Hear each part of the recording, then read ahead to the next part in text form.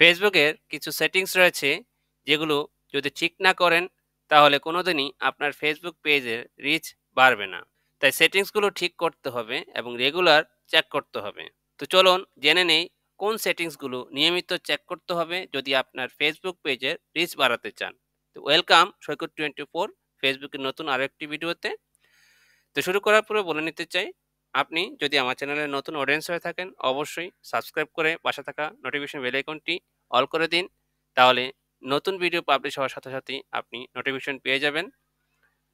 তা আপনারা যখন নোটিফিকেশন থেকে কোনো কমেন্টসে রিপ্লাই দিতে চান তখন নোটিফিকেশনে ক্লিক করার সাথে সাথে আপনার ভিডিওটি প্লে হয়ে যায়।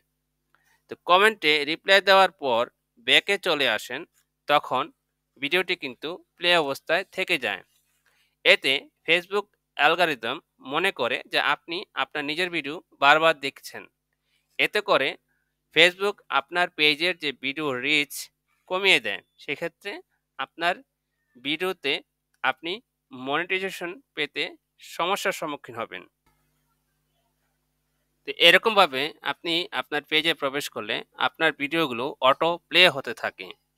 এতে করে আপনার একটা সমস্যা হতে পারে যে ফেসবুক অ্যালগরিদম মনে করে যে আপনি আপনার নিজের ভিডিও বারবার দেখছেন।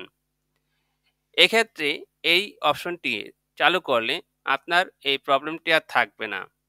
সেক্ষেত্রে আপনার ভিডিওর রিচও বৃদ্ধি পাবে। তা আমরা কিভাবে আমাদের যে অটো প্লে অপশনটি অফ করতে পারি সেটা এখন দেখব। বাম দিকে দেখুন যে পেজে সেটিং নামক একটি অপশন রয়েছে। এই সেটিং অপশনে ক্লিক করবেন। তারপর দেখুন উপরের দিকে মিডিয়া নামক একটি অপশন রয়েছে, আমরা মিডিয়া অপশনে ক্লিক করলাম। তো এখানে দেখুন কয়েকটি অপশন রয়েছে। এই যে অটো প্লে ভিডিওস এই অপশনটি রয়েছে, এখানে ডান দিকে ডিফল্ট একটি অপশন রয়েছে, আমরা এখানে ক্লিক করলাম। এখন এখানে তিনটি অপশন রয়েছে। তা এখানে ডিফল্টভাবে রয়েছে, অর্থাৎ কেউ যদি তার পেজটি ওপেন করে এবং ভিডিওটি শো হয় তাহলে ভিডিওটি প্লে হয়ে যাবে বা ক্লিক করলে প্লে হয়ে যাবে। আমরা এখানে অফ এই অপশনটি দিয়ে রাখবো, তাহলে আমাদের ভিডিওটি আর অটো প্লে হবে না। এখন যদি আমি আমার হোম পেজে চলে যাই এবং আমার পেজটিতে প্রবেশ করি, তাহলে দেখুন এই যে আমাদের এই ভিডিওটি পূর্বে অটো প্লে হয়েছিল, এখন কিন্তু আর প্লে হচ্ছে না।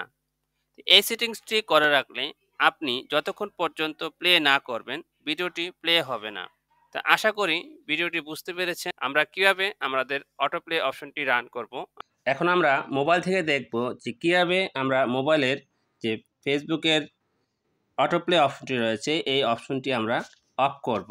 এই জন্য আমাদের যে প্রোফাইলের উপরে 3 লাইন যে অপশনটি রয়েছে মেনু অপশন, এই মেনু অপশন আমরা ক্লিক করব।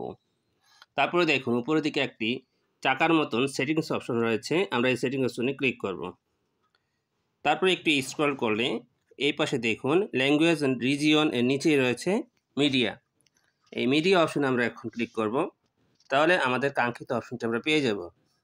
তো এখানে দেখুন আর একটু স্ক্রল করলে এই যে এখানে রয়েছে অটো প্লে, এখানে তিনটি অপশন রয়েছে, অর্থাৎ on mobile data and wifi, অর্থাৎ যখন মোবাইল ডাটা অন থাকবে ওয়াইফাই কানেকশন পাবে তখনই অর্থাৎ ভিডিও প্লে হয়ে যাবে।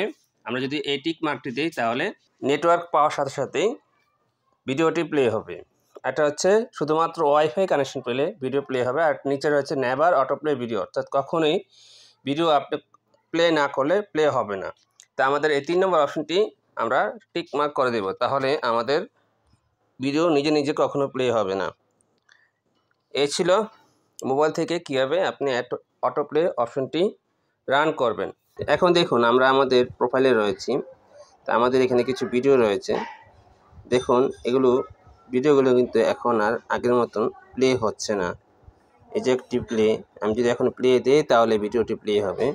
একইভাবে আমরা দেখুন আরেকটি ভিডিও আমরা দেখি, এখানেও দেখুন এই ভিডিওটি প্লে হচ্ছে না।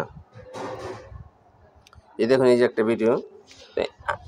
আর যদি আমরা এই অপশনটি চালু না করতাম তাহলে আমাদের ভিডিওটি অটো প্লে হয়ে যেত। আশা করি ভিডিওটি বোঝাতে পেরেছি। ভালো লাগলে অবশ্যই একটি লাইক দিবেন এবং শেয়ার করে বন্ধুদের দেখার সুযোগ করে দিন। আর কী ধরনের ভিডিও চান কমেন্টস বক্সে জানাবেন, আমরা তাহলে ওই ধরনের ভিডিও তৈরি করার চেষ্টা করব। সাবস্ক্রাইব করে পাশে থাকুন, ভালোবাসুন। আল্লাহ হাফেজ।